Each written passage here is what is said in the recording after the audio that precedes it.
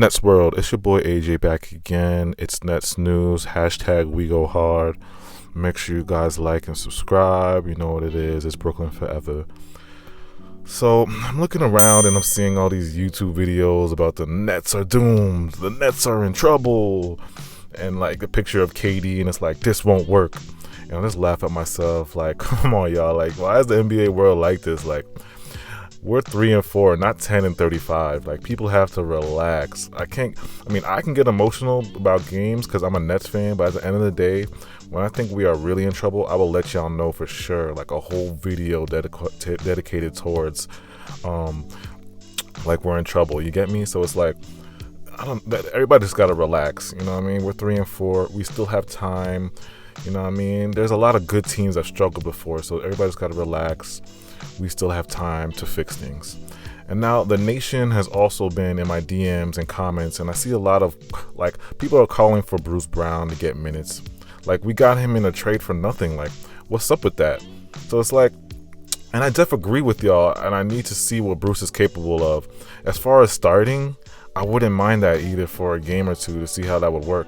Then maybe like Karras and TLC can run the second unit instead of it all being just on Karras. But again, it's all up to Steve Nash.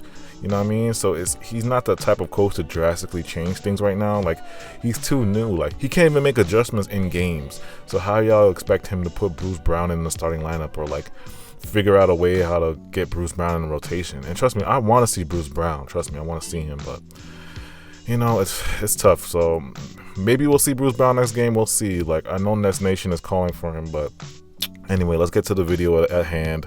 We're here to talk about the Utah Jazz. So the Utah Jazz are 4th in the West, and they're 4-2. Now let's bring up the depth chart.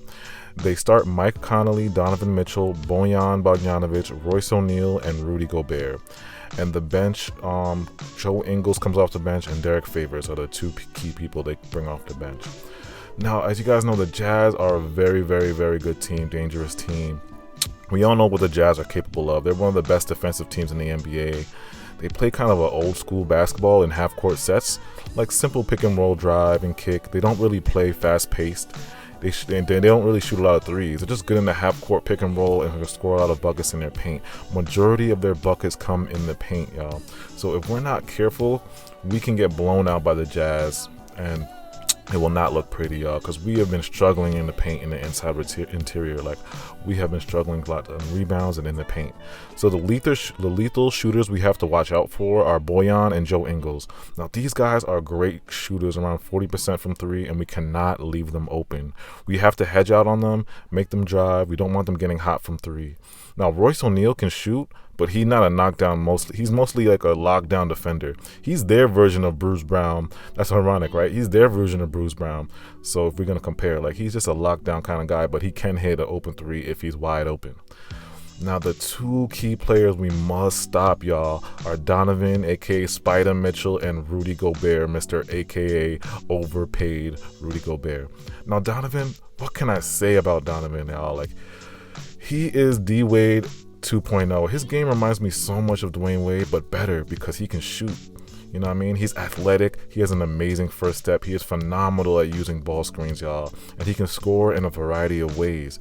He's more prone to driving to the basket using his athleticism and scoring off the dribble, where he can finish with like a jam on your head, a dunk on your head, or like a pretty athletic fancy layup. Like, Donovan is so dangerous, y'all. And this past season, he was 4th in possession per game and points per game using the pick and roll. So he's very dangerous in the pick and roll. That's their bread and butter. Like, him and Rudy Gobert, pick and roll, that's what the main like meal of the Utah Jazz's offense is pick and roll.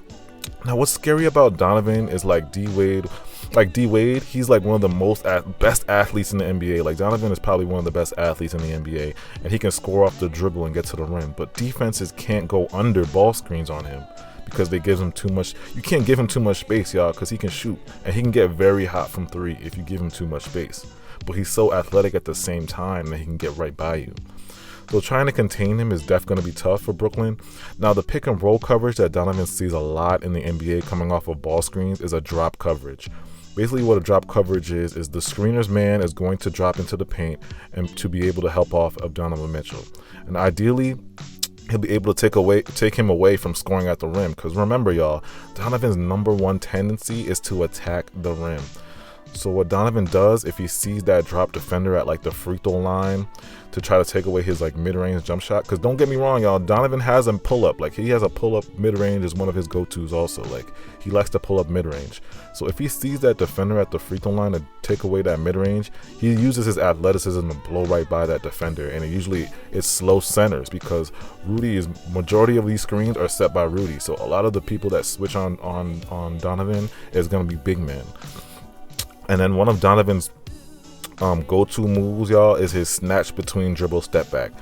This is something he uses a lot. So you guys will see this tomorrow. He uses this move a lot. So this is something he goes to often. The snatch between dribble step back is because it allows him to use his quickness to get his defender to move downhill.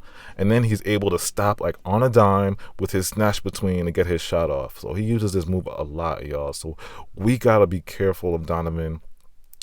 And Donovan is one of those players that is just like, he's box office, y'all. He is a box office player. Like, we got to be careful of Donovan. Like, I suggest we either zone up or we double Donovan. Like, that is probably one of the key ways to stop him. Like, and other than that, you just gotta pray he misses and take away what his strength is basically going to the basket. So we take away his strength going to the basket and make him a shooter, because he's a good shooter, but he's not like on point. He's not no how do you spell, like a Bogdanovic or like a Trae Young. He's not like a shooter like he'll light you up for 10 in a row. Now he can get hot. Like, don't get me wrong, he can get hot, but again, that's still one of his, like, he can get streaky at times.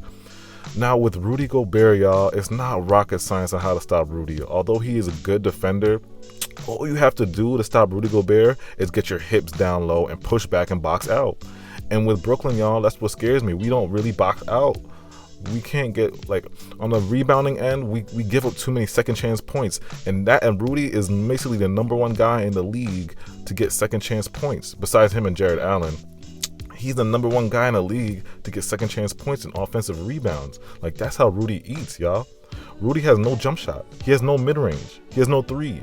He just eats off offensive rebounds and dump-offs from Donovan when he rolls.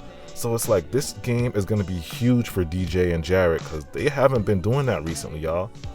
So if Thomas Bryant and Clint Capella were eating down low, this is what scares me. If Thomas Bryant and Clint Capella were eating down low those last two games, I could only imagine what Rudy will do if we're not careful, y'all. But again, it's not rocket science. All DJ and Jared have to do is box him out, put a body on him, get low, push him back out so we don't get a rebound. You know what I mean? I don't care if the ball is right over your head. Just push him out of the way. You know what I mean? If the ball drops on the floor, fine. My coach used to say, like, when we used to do box out drills, he would he was like, yo, the ball has to drop the floor and the guy can't get it.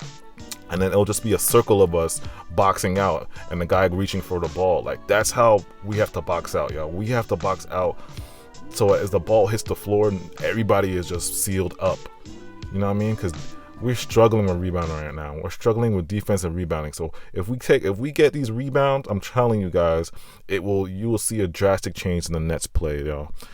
So that's my review on the Jazz again. So we just got to focus in on Donovan and Rudy. You know what I mean? So trust me, Nets Nation, it's a new day. It's a new game. Like, we're only 3-4. The NBA, the way the NBA works is you can be 3-4 one day and the next week you can have a 10-game win streak. Like, you know what I mean? It's the NBA is like that, y'all. So we can't just panic. We just got to lock in, trust in 7-Eleven, and hopefully Steve Nash makes these adjustments, you know what I mean? And these defensive adjustments, you know what I mean? Hopefully we'll see Bruce Brown. I don't know. Let me know in the comments what you guys think. What do you guys think of Donovan? What do you guys think of the score is going to be against the Jazz? How you guys feel? Let me know in the comments. It's your boy AJ. It's Nets News. I'm out.